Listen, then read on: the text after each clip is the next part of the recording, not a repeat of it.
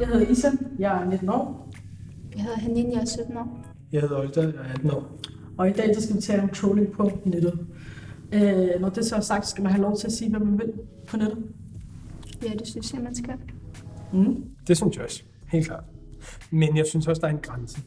Man kan sagtens sige det, man mener, uden at sige noget, eller sådan svine ind til. Eller det der med, altså hvis jeg nu er uenig med dig, så kan jeg godt lige skrive, jamen det der, det er ikke korrekt, eller det synes jeg ikke, eller et eller andet lignende, i stedet for at sige, fuck, du er dum at høre på. Der synes jeg er meget sådan en forskel.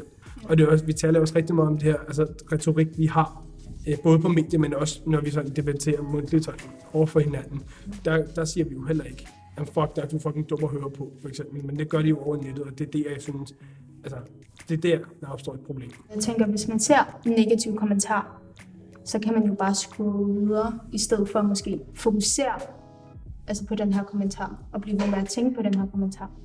Jeg svarer også tilbage på kommentarer, nogle gange, hvis jeg har overskud tid, som du klassificerer som hadfulde kommentarer, som er noget personligt. Men hvis der er noget, jeg har sat mig ind for, nu går jeg ind for meget politik og så videre, og jeg sidder og scroller til en eller anden ting, jeg er uenig i, og jeg ser kommentarer, så svarer jeg bare igen. Hvor langt går grænsen så? Nu nævner du en grænse. Nu læser jeg også en nyhed med en kvinde, hvor hun fortæller om, at hun har købt en regnjakke til sin datter, men på kvitteringen står der drengeregnjakke. Og hun så skriver det på Facebook, og synes, at det er irriterende, eller det irriterer hende, at det ikke er kønsneutralt. Hun har jo fået rigtig gode kommentarer. Altså, der er en, der har skrevet helt seriøst skyd lortet, som jeg også nævnte før. Så den anden, der har skrevet, hvorfor søger hun ikke bare hjælp? Der er der et eller andet galt på første salen. Så er der nogen, der siger, hold nu kæft med caps lock. Det synes jeg bare virkelig grænseoverskridende. Jeg synes, nogle kommentarer tror jeg ikke, der er nogen.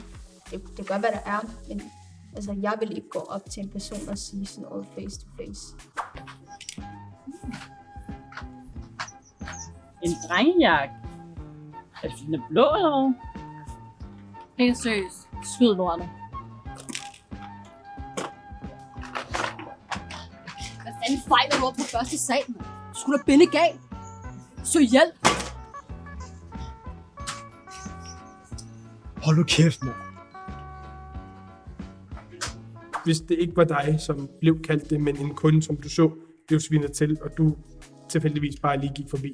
Vil du sige noget til det, eller vil du bare scrolle videre? Ja, ikke? Det ligger i hvert fald i min menneskelige natur, ja. At når der sker noget til en eller anden person, så handler man.